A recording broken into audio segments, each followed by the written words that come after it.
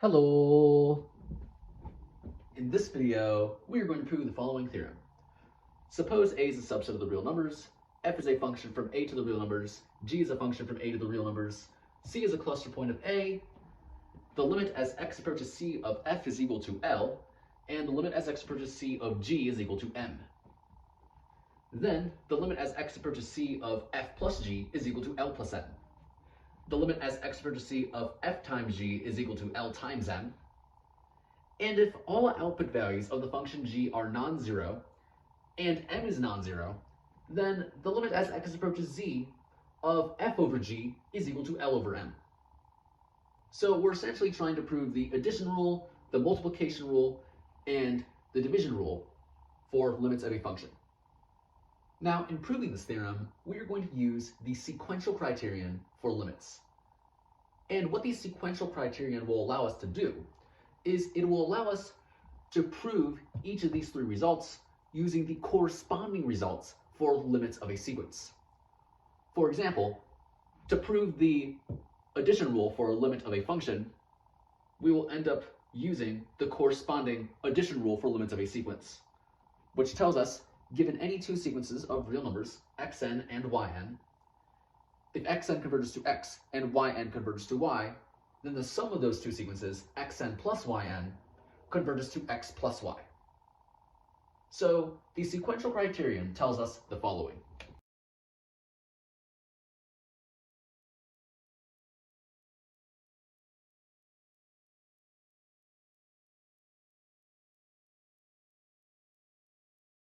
Given A is a subset of the real numbers, f is a function from A to the real numbers, and c is a cluster point of A, then the following are equivalent. The limit as x approaches c of f is equal to L is equivalent to saying for every sequence xn in A that converges to c, and all elements of the sequence are distinct from c, well then we have that the sequence f of xn converges to L.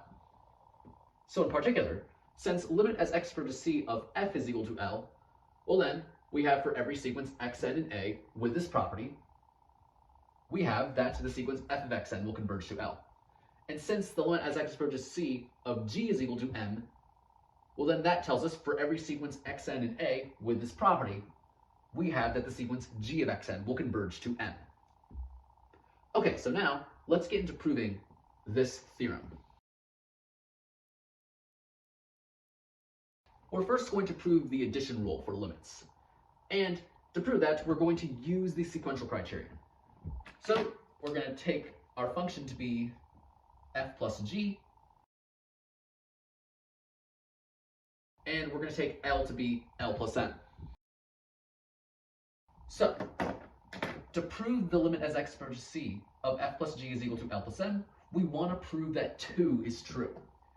So to do that, let's consider an arbitrary sequence xn in A with this property.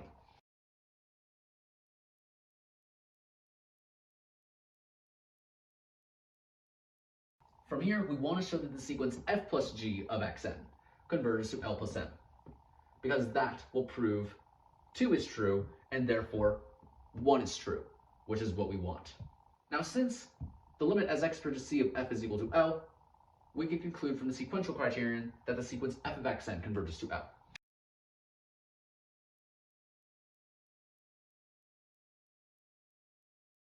And since the limit as x approaches c of g is equal to m, we have that the sequence g of xn will converge to m.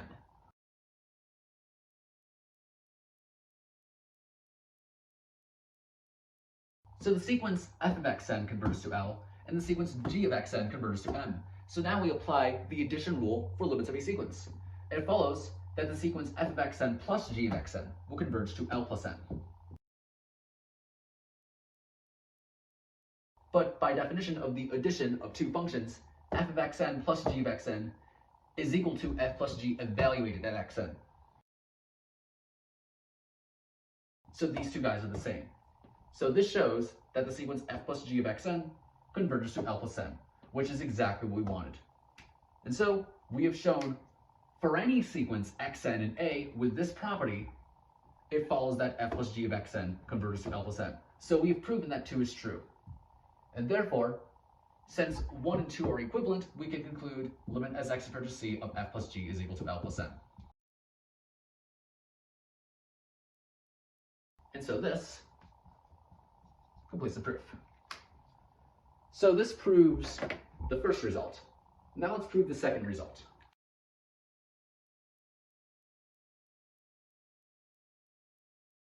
Now to prove the second result, again, we're going to use the sequential criterion. And in using the sequential criterion, we're going to take our function to be f times g, and we're replacing L with L times m. So, to prove limit as x approaches c of f times g is equal to L times m, it suffices to prove that 2 is true. So we want to show for every sequence xn in A with this property, we have that the sequence f times g of xn converges to L times m. And so to prove 2, we would again give ourselves an arbitrary sequence xn in A with this property. And again, since limit as x approaches c of f is equal to L, we can conclude that f of xn converges to L. Since limit as x approaches c of g is equal to m, we can again conclude g of xn converges to m. But now, from the multiplication property of limits of a sequence, we can conclude that the product of these two sequences, f of xn times g of xn, will converge to L times m. But then, by definition of multiplication of two functions, this is precisely f times g evaluated at xn. And this shows that f times g of xn converges to L times m, which is exactly what we wanted. So we've proven 2 is true, therefore 1 is true.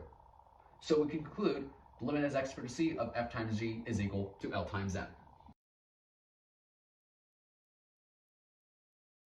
And so this completes the proof. So this proves the second result. Now let's prove the third result.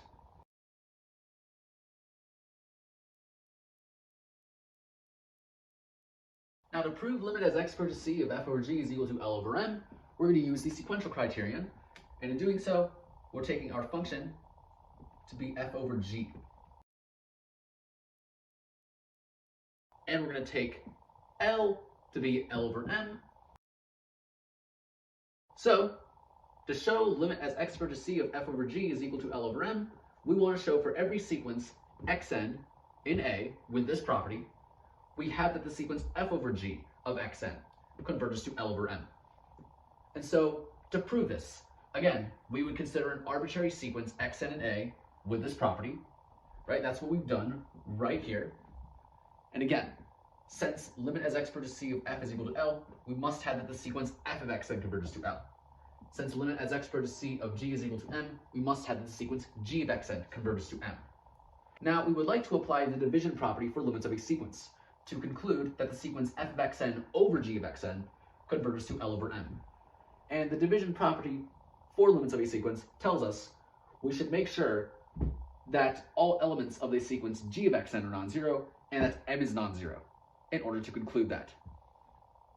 And that's true in this case, right? We're given m is non-zero, and since all output values of the function g are non-zero, well, certainly all output values of the sequence g of xn are non-zero. So we could conclude that f of xn over g of xn converges to L over m. And from the definition of quotient of two functions, this is precisely f over g evaluated at xn. So this shows that the sequence f over g of xn converges to L over m, which is exactly what we wanted. So this proves 2 is true, therefore 1 must be true. So limit as x approaches c of f over g is equal to L over m. And so this completes the proof. And so yeah, that's pretty much it for this video.